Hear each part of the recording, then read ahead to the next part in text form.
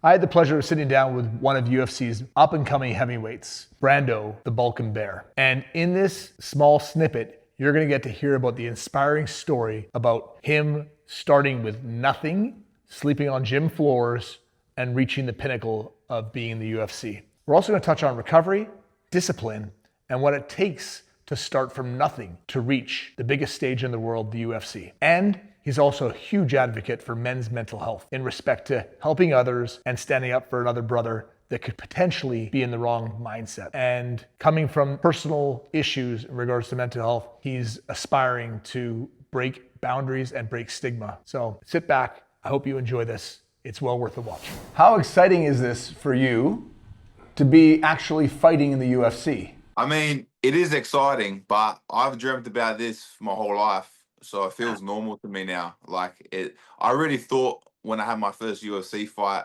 I would be like over the moon and just like, walk around with a smile on my face, and I am. But this is my job, this is my business, and it's just another day for me. And the work really begins now. I want to be an active heavyweight. I've got some big goals and some big dreams, and yeah, the work really begins now. So yeah, it's time to go get this belt. Well, it wasn't a pinnacle, right? It was once you've reached this level, now you have something to prove. The door is now open. For sure, for sure. And the biggest thing for me is it was so hard to get fights for the past 8 years, but now I'll be able to fight 3 or 4 times a year. So like the heavyweights in the UFC, they're not going to run away. They're going to want to fight me, and I want to fight them. So it's just yeah, I'm just really happy that I can show the world what I have and perform. What originally got you into fighting? What was the drive? Everybody has a passion. Everybody has a reason. What was yours? Yeah, I just wanted to better myself. I wanted to push my body, my mind, and I always had this feeling inside that I could be a UFC fighter and a UFC champion. And I loved kickboxing growing up, watching Crow Cop and watching all the K1 legends. And like I used to watch Mike Tyson, and I used to like just try to copy his moves as a kid. And it's something that I always wanted to do. I wanted to be a fighter. I wanted to be a performer. And this is my opportunity to do that, to go in front of millions of people and to show the world how great I am. Everybody that has ever achieved anything that I know has always had a mentor. Has always had someone to look up to. Has always had something to strive for. Who was that? I mean, I know you mentioned Mike Tyson, and that could be the case. Yeah, look, I've had many mentors in my life, and I'd rather talk about the people that I know personally. Like you can always say Mike Tyson and all these amazing fighters and people in the world, but for me, it's the people close to me. So, for example, I've had a lot of support from my sponsors over the years, and I dedicated my UFC debut to a very close friend of mine who helped me get in the UFC, Jason Robinson. He used to own Hydro, and man, like he was like a father figure to me, and he helped me when I was at the bottom of the barrel. He believed in me. He came to all my events on Knees of Fury in Adelaide. And many times I was struggling. I had opportunities to fight overseas, and he funded those opportunities for me. So, someone like him, for sure. And then also my coaches, Richie Elliott and Jeremy Keeping from Rikers Gym. Man, they put some belief into me. They gave me direction. They gave me discipline, and they just gave me a good just all around game plan. Like you can do this. It might take you a few years, but just believe in yourself, be consistent, and great things can happen. And now I'm here. I'm in the best gym in the world. I'm performing in the biggest promotion in the world. Like to fight in the UFC is massive. It's such a hard thing to do. It's such a hard promotion to get to. So many people want that title. So many people want to be in that. And how does the cream rise to the top? Just you have to surround yourself with like-minded people, and you have to surround yourself with the best in the world. And this is why I came here. Actually had a choice because my coach Richie said you have to leave Adelaide. Adelaide's a small place. You're a big fish in a small pond. You got to get out of there. So I had a choice between New Zealand, coming to City Kickboxing, going to another gym in America, and then another gym in Europe. And I chose New Zealand because Israel Adesanya was here, the coaches were here, Eugene Behrman, Doug Viney. There were so many other great fighters here as well. So I just wanted to surround myself with the best in the world and the best coaches. And the culture for me is massive. You know, it to me, City Kickboxing has the best culture in the world. It's like a big family, you know what I mean? Some gyms you go to, they're sort of competing against each other and they're sort of for themselves. I don't like that. I want it to be like a family. So this is why I came to New Zealand.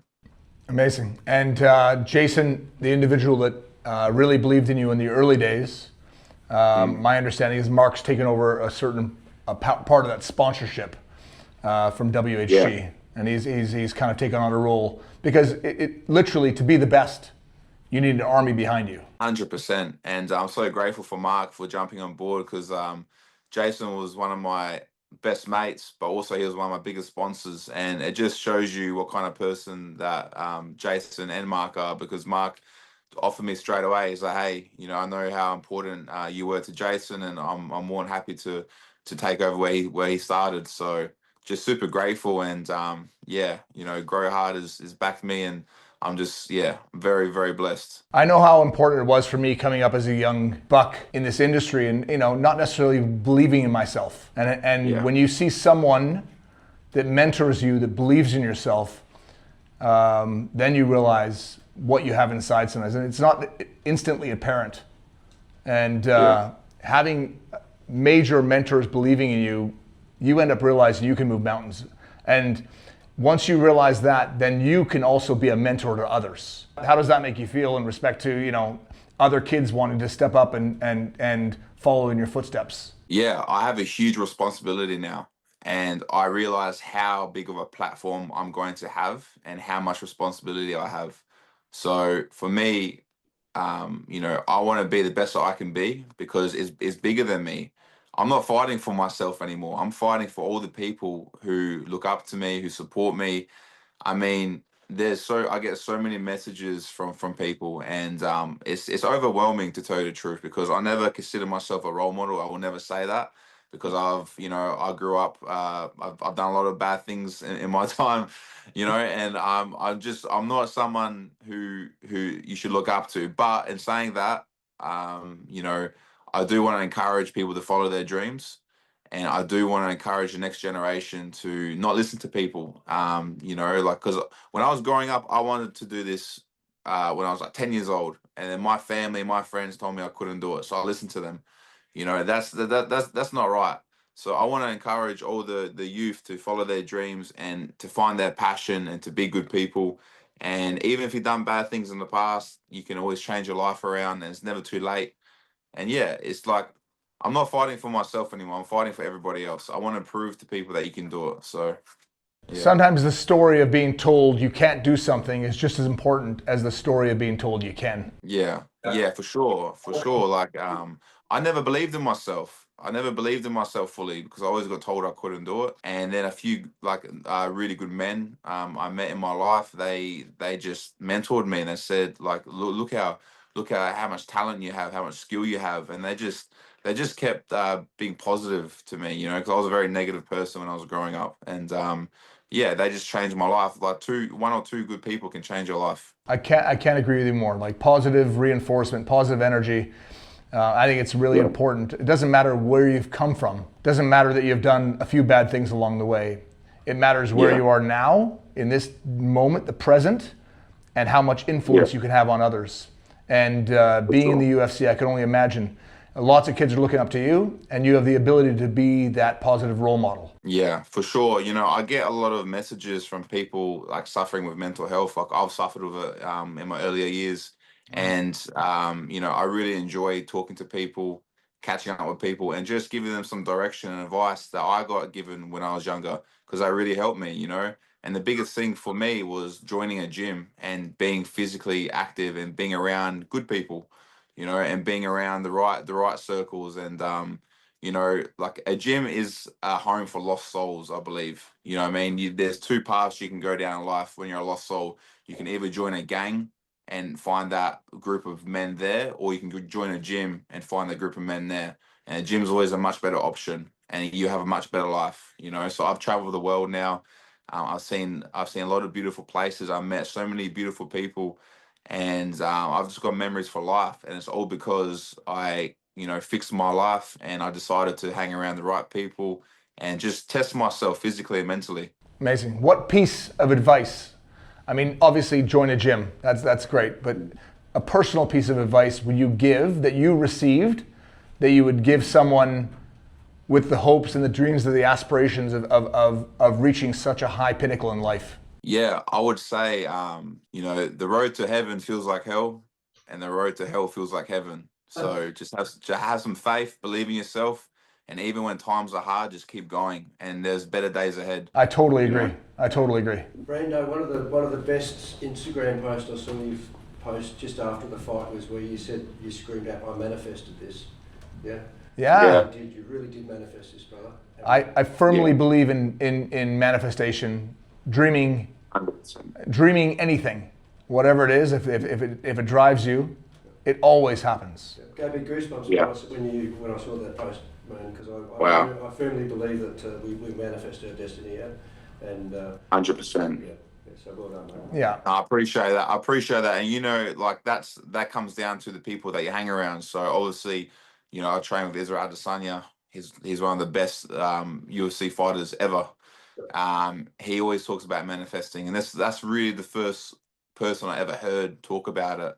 And probably for the last 7-8 years, I've been doing it unintentionally, but now like I really focus on that, and I make sure that whatever goes in my head is positive, and I'm thinking about positive things. I'm not surrounding myself with all the noise in the world because there's so many distractions in the world, and fighting is very mental. It's very mental. So yeah, you just got to believe in yourself. You got to set targets, set goals, and just go for it. And it might not happen in your time frame, but it will happen. Yeah, there's nobody that achieved any sense of, no one's ever achieved anything big without doing the hard work. I can 100% relate to that. I jump all over hard work because I know that it's secrets in the sauce. It's in the hard work. And, if that's where you want to be, it doesn't happen by just sitting on the couch scrolling on your phone.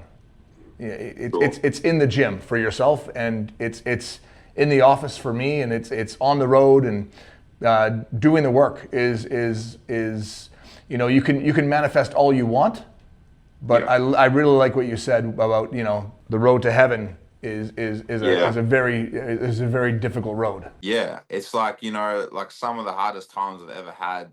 I've been like, oh, why me? But I was doing the right thing, and you get tested in life. When it's too easy, you take things for granted. It's just you don't get tested, and nothing good in life comes easy. So when I look back at my life now, all the hard times I've been through, it's made me who I am today, and it's I wouldn't change a thing. I would not change a thing in my life. So I'm just super grateful, and yeah, like you said, you got to put the work in. Like for example, after my fight.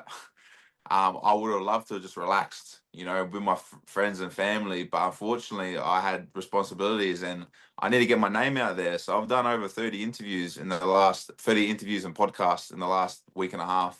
I only spent a day and a half with my family, and I haven't seen them in a year. And now I'm back in New Zealand. I'm getting ready for another fight. So I haven't really had a break since my fight. I haven't even had time to sit down and actually think and go through all the emotions of the fight. And so yeah, that's what it takes sometimes. I got these goals and I want to achieve them, so I'll do whatever I have to. That's the work you got to put in. Amazing. When's your next fight, Yeah. by the way? Have you got a date yet? Can't tell you that, but it will be soon. I'll get in trouble. Yeah. So you don't know where your next fight is. I don't know the exact date or opponent, but I will be fighting hopefully very soon. That's all I'm gonna say. Who do you want to fight? Everybody in that top 10, and whoever has the belt. I'm learning on the job. Yeah, like I haven't had too many MMA fights. I haven't had too much experience because I've knocked everyone out basically in the first round.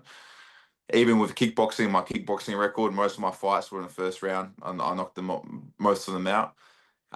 So yeah, look, I'm gonna keep training, keep developing, and I'm learning on the job. So whoever the UFC give me, I'm going to fight. Okay. But I know in the UFC heavyweight division, 2 or 3 fights, you could be fighting for a title. So I'm going to work my way towards that and just stay ready. Who knows what can happen in the next 18 months to 2 years. Fighting for a belt in the White House grounds next year sometime. That is one of my goals for sure.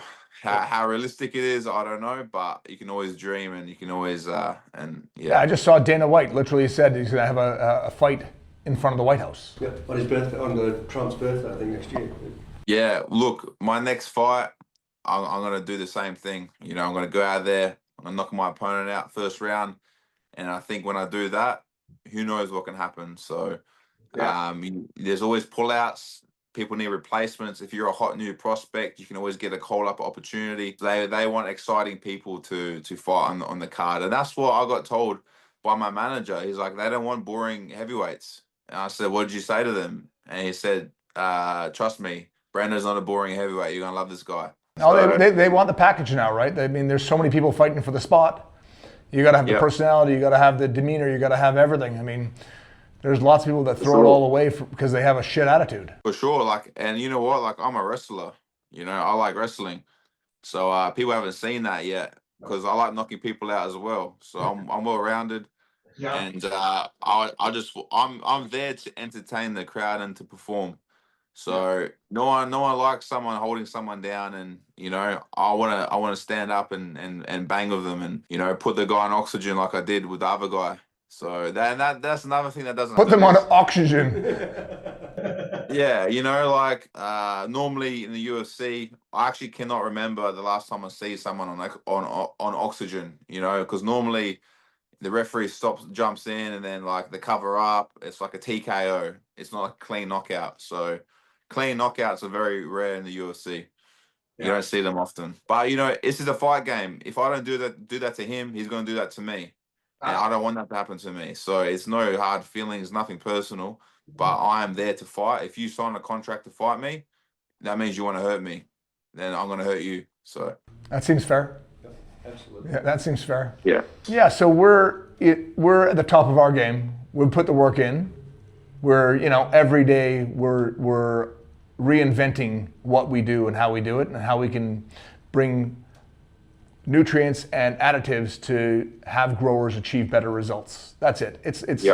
It's no different than fighting. It's us pushing ourselves to reach that pinnacle every single day as a company. You know, it's nothing ever comes to us free. It's always base hits. I've never seen a home run personally, and every day we just grind it out until we make a better product at a better price we have to be better every single day, and it's no different. Are your products available in New Zealand? They're available they're available globally. Yeah, globally. We sell all around the world. We started the company in 1999 in Vancouver, and have built it into a worldwide brand in the past 26 years. So we're proud of our achievements, but we're working at it every day still, mate. Even after 26 years. Beautiful. Because there's a couple massive operations down here. I know the blokes that run it, so I'm actually going to ask them if they use your products. Yeah, please do. Fantastic. Yeah, and obviously there's a lot of marketing in regards to the UFC for CBD and certain ailments. Are you finding a lot of UFC fighters use cannabis as a recovery drug for pain and for inflammation? Yeah, so that's a massive thing. So recovery is so important for just any athlete in general, but especially with combat sports athletes, we put our body through hell. The actual fight itself is the easy part. It's the training that's difficult. So, like me personally, I used to take the CBD products. I stopped taking them because I haven't found any in New Zealand. So I just, I know a lot of boys around here take them. I use the creams and the ointments. And I think, like, I remember when I used to take the drops, I used to have much better sleeps. And when you have better sleep, you have better recovery, better VO2, better everything. So at the highest level, you need to lock in, like, in any way possible. So, yeah, recovery is massive for athletes. Sleep is a huge component of recovery. I agree entirely and it's monstrously important. Health, you want to be at your peak performance, and without good recovery, good sleep, and pain management, you can't do that well. Well, 100%. I'll give you an example. So my last camp so my camp for the fight I just had, I had 20 weeks notice basically because I had the Contender Series fight first. So I actually had an injury. I won't tell you what injury it was, but I had 8 weeks of no training for that fight. Then I started my training camp. Everything was going good, and then the fight sort of fell through. And then I found out I'm in the UFC. Right, so that was like a blessing. That was like a blessing from God. I was on Contender Series, and then now I'm fighting in the UFC. Amazing. So I start training hard again. Obviously there's a lot more media, a lot more obligations. So I'm trying to navigate that. And then 2 weeks out from my fight, biggest fight of my life, I worked my whole life for. I got an injury in the rib. Like I got a fractured rib, right? And the reason why I got a fractured rib was because I didn't sleep well for 3 nights in a row, right? And then I obviously was fatigued, and obviously I didn't have the reaction speed, and then I got injured. So it wasn't my training partner's fault. It was my fault for not moving because I was too tired. So yeah, recovery is huge. If you miss even one night of sleep, it can really affect you. And I mean, you've been on a high for the last couple of months, so sleep is, this is the one thing that's spinning around in your brain. So actually be able to turn off. Yeah, and especially right now, so when I'm in a fight camp, I don't respond to anybody. And it could be 2 months, could be 3 months. I only respond to my family, like real close family, close friends, and my sponsors, because my sponsors are my family. So basically, they're the only people I reply to, and then everyone else I reply to after the fight. So right now, I've been spending 2 weeks trying to get back to everyone for the last 4 months, and it's like, yeah, even now it's sort of overwhelming, but it's what you have to do. Yeah, they must be like, some of them would be like, oh, he's too big a deal to talk to us right now. No, you have a goal, you have a focus, and everything else is noise. For sure. And the reason why I always go for my messages is because you never know if someone's reaching out for help, because there's a lot of young men out there that need help. And if they have a mental illness, or if they're just depressed, or so I always like to respond to people because you never know who needs it. So that's the only reason why I really reply to messages, and a lot of it isn't that. A lot of it is just support and love, and just people sending me bloody memes and shit. But there's always a good couple dozen people in my messages that need some help, and I always direct them to a gym. Always direct them to seek some help. Amazing. Well, it's very encouraging. Brando, thank you so much for taking the time to spend with us. And thank you. Can I speak about one more thing before we go? Absolutely. We have a charity here in New Zealand. It's called the Walk Without Fear Trust. So this is a trust that we made at City Kickboxing. So our goal is to change the laws to the coward punch. So basically what a coward punch is someone hitting you from behind, and when you do that, you basically kill someone. You're trying to kill them. So one of our teammates here a couple of years ago got hit and died from a street fight. Basically he wasn't involved in. And the laws in Australia are great now. They've changed the laws, so if you do that to someone, you go to jail for about 10 years. But here, there's still the laws aren't great. So we're trying to raise money and awareness towards this, and we're trying to change the laws here in New Zealand, basically. So if anyone's interested in helping, please go to the walkwithoutfeartrust.org. And we're doing a raffle as well. We're giving away a BMW. So any support is great. I mean, it seems super simple, but the fact of the matter is you're a trained professional fighter. And when you're on the streets, for some reason, some idiot wants to just give a go at you. And it happens. You always see like these trained fighters that someone, musters up the ego and the courage to be like, hey, I want to go at you, right? And to me, that's crazy. Yeah. It's mostly uneducated people and people that haven't trained mixed martial arts, because mixed martial arts teaches you discipline and control. I do not ever fight on the street. I fight in the ring, in the cage. I come to the gym and I spar. You will never see me fight on the street. So we are trying to raise funds basically so we can go around to schools in New Zealand and educate the children. So when they grow up, if they see anything, they don't get involved. And, just to prevent another family losing a son, a husband, just a father. Like, it's so sad, for someone to get attacked from behind, and it just takes one punch, and your life can be taken away. So they used to call it a king hit, but there's nothing kingly about that. It's a coward punch, and we want our government in New Zealand to change the laws so there's stricter penalties. Yeah, it's assault, and depends how big you are, but these can be deadly weapons, right? Yeah, it doesn't matter how big you are. We have people that are 50 kilos that can like some of the people here 50 kilos, they can knock me out. It really doesn't matter how big you are. If you hit someone from behind, it's you're trying to kill them. Yeah, I agree. Yeah, I totally agree, mate. And it's a great cause, and we'll certainly put that message out there for you, Brando. Thank you very much, boys. I know you're seeking additional sponsorships for yourself as well, and I'm talking to a few people about that. No, I appreciate that. I'm happy to double what we're doing and up to your next fight. So yeah, I'll keep on putting the same amount I did the other day, but I'll do that every month from now on.